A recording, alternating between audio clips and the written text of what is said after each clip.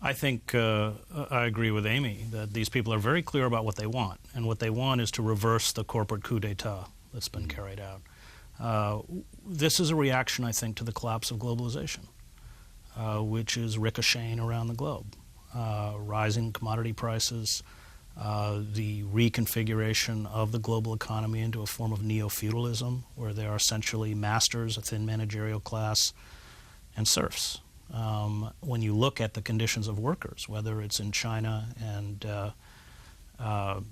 Qingquan Li has done quite a fine study on this out of Berkeley, you know, many of these people, you can't even consider them as integrated into the wage system, because at the end of the month they don't even get salaries, which is why they'll climb to the tops of these buildings and jump off, live in horrific conditions. This is just replicated throughout the world, whether it's in the Philippines, whether it's in Vietnam, and it's this kind of race to the bottom, which is American workers are being told that they somehow have to be competitive on a global marketplace. Well, what it means is they have to be competitive with prison labor in China.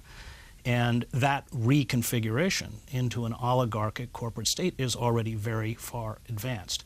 So I think these people are very, very clear that we cannot sustain ourselves, both not only as a society, but even as a species, if we don't confront the corporate state. I think it's a kind of return to sanity. I think it's a confrontation with dead ideas.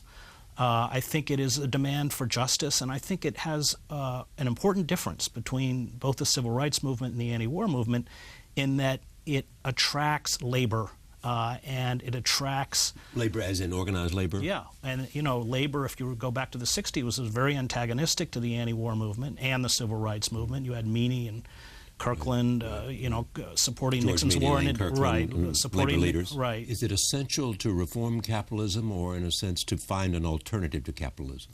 I think there are different forms of capitalism. There's the penny capitalism in the farm town where I grew up in upstate New York, where farmers brought in their products and sold it. There's a regional capitalism where you have a local business owner. And remember, small businesses are whacked by corporations and big banks that won't give them credit now. And then there's corporate capitalism, which is something else. Corporate capitalism is supranational. It has no loyalty to the nation state, and it is, of course, hollowing us out from the inside. And I think Karl Polanyi sort of nailed it in The Great Transformation, written in 1944, where he talked about unregulated, unfettered capitalism as essentially plunging any nation into a mafia economy and a mafia political system, and I think that's what's happened. Join us online at charlierose.com.